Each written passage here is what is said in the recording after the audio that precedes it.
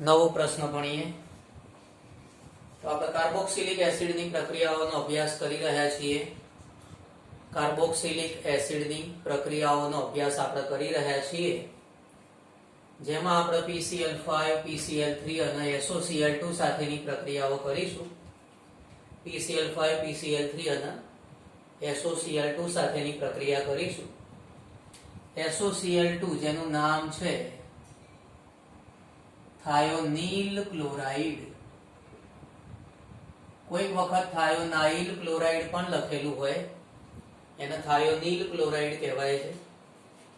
PCl3 એટલે phosphorus ટ્રાયક્લોરાઇડ, PCl5 એટલે phosphorus પેન્ટાક્લોરાઇડ કહીશું. ઓકે, તો પ્રક્રિયા તો બહુ સિમ્પલ છે. કાર્બોક્સિલિક એસિડ સાથે પ્રક્રિયા કરીશું. RCOOH એની પ્રક્રિયા PCl5 સાથે કરીએ. PCl5 સાથે પ્રક્રિયા કરીએ તો આ Cl જે ખરું એ OH ની જગ્યાએ જોડાઈ જશે. Cl જે ખરું OH ની જગ્યાએ જોડાઈ જશે. RCOCl મળશે વત્તા POCl3 વત્તા HCl પ્રાપ્ત થશે. RCOCl જેના આપણે એસાઇલ ક્લોરાઇડ કહીએ છીએ. ઓકે, ધારો કે આપણે આનું એક્ઝામ્પલ લેવું હોય તો એક્ઝામ્પલ લઈએ. એસિટિક એસિડની પ્રક્રિયા કરીએ. એસિટિક એસિડની પ્રક્રિયા ધારો કે PCl5 સાથે કરીએ તો એમાંથી મળશે CH3COCl વત્તા POCl3 વત્તા HCl મળશે. CH3COCl જેના આપણે કહીએ છીએ એસિટાઇલ ક્લોરાઇડ. એસિટાઇલ ક્લોરાઇડ તરીકે આપણે એને ઓળખીશું. ધારો કે આપણે બીજો પદાર્થ લઈએ છીએ. ધારો કે PCl3 સાથે પ્રક્રિયા કરીએ છીએ. PCl3 સાથે પ્રક્રિયા કરો ત્યારે ખાસ ધ્યાનમાં રાખવાનું કે કાર્બોક્સિલિક એસિડના 3 મોલ લઈશું. PCl3 સાથે પ્રક્રિયા કરીએ ત્યારે ખાસ ધ્યાનમાં રાખવાનું કાર્બોક્સિલિક એસિડના 3 મોલ લઈશું તો એમાંથી મળશે 3 મોલ RCOCl વત્તા H3PO3. H3PO3 છે જેને કહેવાય ફોસ્ફરસ એસિડ. ઓકે, પછીનું સમીકરણ જોઈએ. SOCl2 સાથે પ્રક્રિયા કરવાની છે. SOCl2 જેને થાયોનીલ ક્લોરાઇડ અથવા થાયોનાઇલ ક્લોરાઇડ કહેવાય. તો આમાંથી એક Cl આ OH ની જગ્યાએ જોડાઈ જશે એટલે RCOCl બની જશે અને બાકીના પદાર્થોમાં એક HCl સાથે જોડાશે, HCl બનાવશે. એક ઓક્સિજન SO સાથે જોડાઈ જશે. એક ઓક્સિજન SO સાથે જોડાઈ જાય એટલે SO2 બની જશે. ઓકે, તો આ રીતે આપણે એના સમીકરણ લખવાના છે. દાખલા તરીકે આ છેલ્લાનું એક્ઝામ્પલ લઈએ. ધારો કે આનું એક્ઝામ્પલ લઈએ એસિટિક એસિડ. એની પ્રક્રિયા SOCl2 સાથે કરીએ તો એમાંથી બનશે CH3COCl વત્તા HCl વત્તા SO2 મળશે. CH3COCl જેને આપણે એસિટાઇલ ક્લોરાઇડ કહીએ છીએ, એનું બીજું નામ છે ઇથેનોઇલ ક્લોરાઇડ. ઇથેનોઇલ ક્લોરાઇડ પણ કહેવાય છે. ઓકે, તો આ રીતે કાર્બોક્સિલિક એસિડ PCl5 સાથે પ્રક્રિયા કરશે તો એસાઇલ ક્લોરાઇડ POCl3 વત્તા HCl મળશે. ધારો કે એસિટિક એસિડ સાથે પ્રક્રિયા કરો તો તો એસિટાઇલ ક્લોરાઇડ વત્તા POCl3 વત્તા HCl મળશે. એ જ રીતે એસિટિક એસિડના 3 મોલની પ્રક્રિયા કરીશું PCl3 સાથે. તો એ વખતે 3 મોલ એસિટાઇલ ક્લોરાઇડ અથવા એસાઇલ ક્લોરાઇડ મળશે વત્તા H3PO3 મળશે. H3PO3 જેને આપણે કહીએ છીએ ફોસ્ફરસ એસિડ. SOCl2 સાથે પ્રક્રિયા કરીએ તો આ રીતે એસાઇલ ક્લોરાઇડ વત્તા HCl વત્તા SO2 મળશે. ઓકે, બીજી એક બે પ્રક્રિયા તમારે જાતે કરવાની છે. ધારો કે બેન્ઝોઇક એસિડ લઈએ આપણે. બેન્ઝોઇક એસિડની પ્રક્રિયા SOCl2 સાથે કરીએ તો શું નિપજ મળશે એ તમારા સ્વ પ્રયત્નમાં જાતે લખવાનું છે. ઓકે, તો આ એક પ્રક્રિયા તમે જાતે લખજો.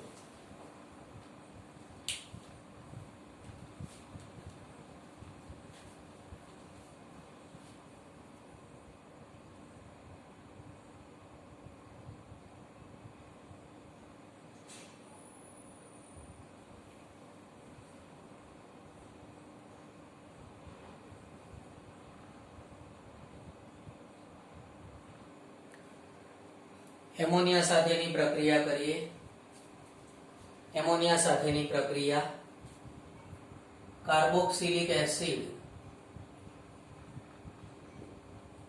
RCOOH. દાખલા તરીકે આપણે એક્ઝામ્પલ લઈએ CH3COOH. એસિડિક એસિડ કહેવાય. એસિડિક એસિડની આપણે એમોનિયા સાથે પ્રક્રિયા કરીએ તો એ વખતે CH3COONH4 બનશે.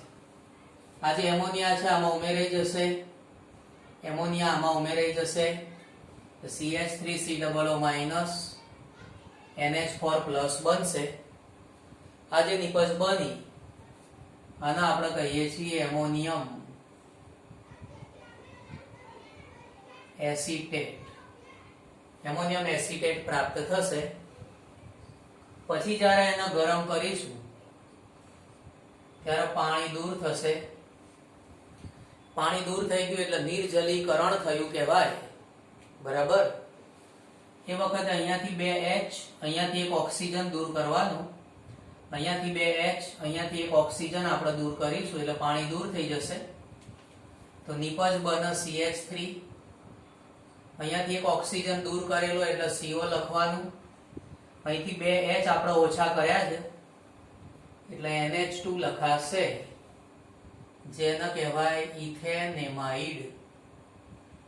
ઇથેનેમાઇડ બનશે. ધારો કે આપણે પ્રક્રિયા કરીએ બેન્ઝોઇક એસિડ સાથે. બેન્ઝોઇક એસિડ સાથે પ્રક્રિયા કરીએ તો એમોનિયાની પ્રક્રિયા થશે. તો એમોનિયા છે આની સાથે પ્રક્રિયા કરશે એટલે ક્ષાર બનશે. કેમ કે આ તમે જોઈ શકો છો એસિડ છે, એમોનિયા છે એ બેઝ છે, તેમાંથી ક્ષાર બનશે. બેન્ઝીન ઉપર COO- NH4 પ્લસ. બેન્ઝીન ઉપર COO- NH4 પ્લસ. આને કહેવાય એમોનિયમ બેન્ઝોએટ. એમોનિયમ બેન્ઝોએટ મળશે. એને પણ ગરમ કરીએ તો પાણી દૂર થઈ જશે, -H2O. 2 H અહીંયાથી એક ઓક્સિજન અહીંયાથી પાણી દૂર થશે. 2 H એક ઓક્સિજન પાણી દૂર થઈ જશે. બાકી રહેશે બેન્ઝીન ઉપર CONH2. બેન્ઝીન ઉપર CONH2 જેને આપણે કહીએ છીએ બેન્ઝેમાઇડ. બેન્ઝેમાઇડ બનશે. પછીનું સમીકરણ અગત્યનું છે, આપણે એના IMP કરી દઈએ. છેલ્લું સમીકરણ છે અગત્યનું છે. બેન્ઝીનનું જે રિંગ છે, બેન્ઝીન કેન્દ્ર, એમાં પાસ પાસેના જે ઓર્થો સ્થાન છે, પાસ પાસેના ઓર્થો સ્થાન એમાં COOH લગાડેલું છે. આને કહેવાય થેલિક એસિડ.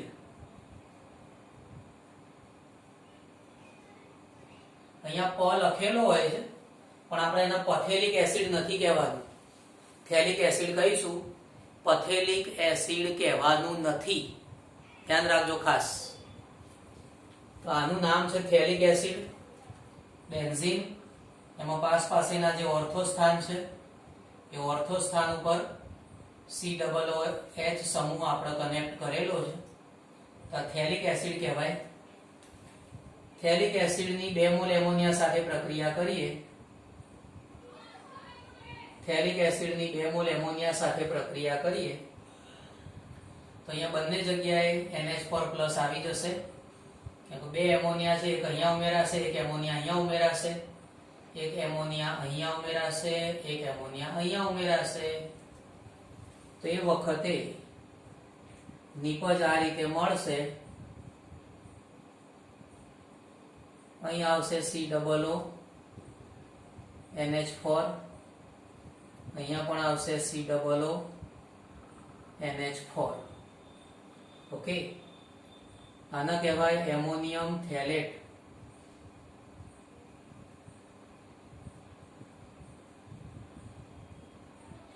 એમોનિયમ થેલેટ બનશે. એમોનિયમ થેલેટ છે એને આપણે ગરમ કરીશું. એમોનિયમ થેલેટને ગરમ કરો એટલે પાણી અહીંયાથી પણ દૂર થાય, પાણી અહીંયાથી પણ દૂર થાય. તો એમોનિયમ થેલેટને ગરમ કરીશું એટલે પાણી દૂર થશે. 2H અહીંયાથી, એક ઓક્સિજન અહીંયાથી દૂર થાય. 2H અહીંયાથી દૂર થશે, એક ઓક્સિજન અહીંયાથી દૂર થશે, તો પાણી દૂર થઈ જશે. તો એ વખતે એરોમેટિક કેન્દ્ર જેમાં પાસ પાસેના સ્થાન ઉપર CONH2 જોવા મળશે. પાસ પાસેના સ્થાન ઉપર CONH2 જોવા મળશે. આ જે નિપજ બની એને કહેવાય થેલેમાઇડ.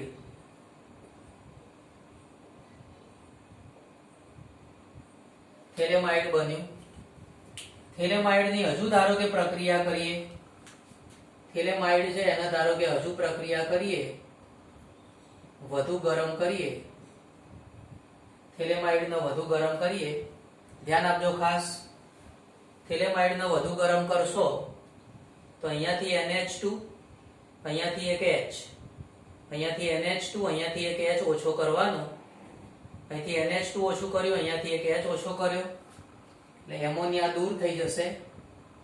ખાસ ધ્યાન આપજો. તે વખતે જે નિપજ બનશે એ નિપજ આ રીતે મળશે. અહીંયા CO રહેશે, CO એટલે CO આ રીતે લખીશું, મસ્ત ડિઝાઇન પાડીશું.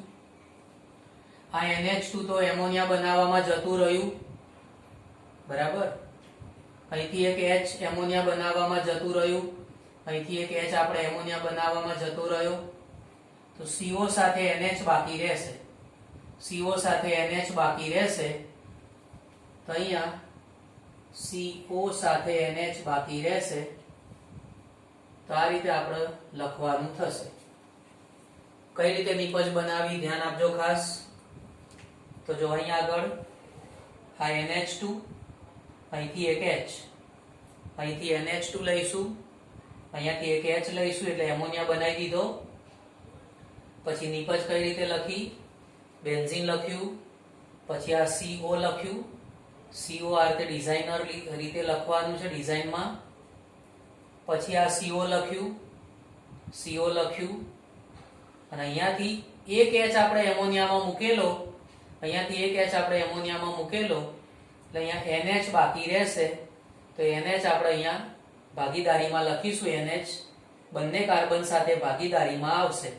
NH બંને કાર્બન સાથે ભાગીદારીમાં આવશે. ઓકે, આનું નામ જે ખરું, આનું નામ છે થેલીમાઇડ.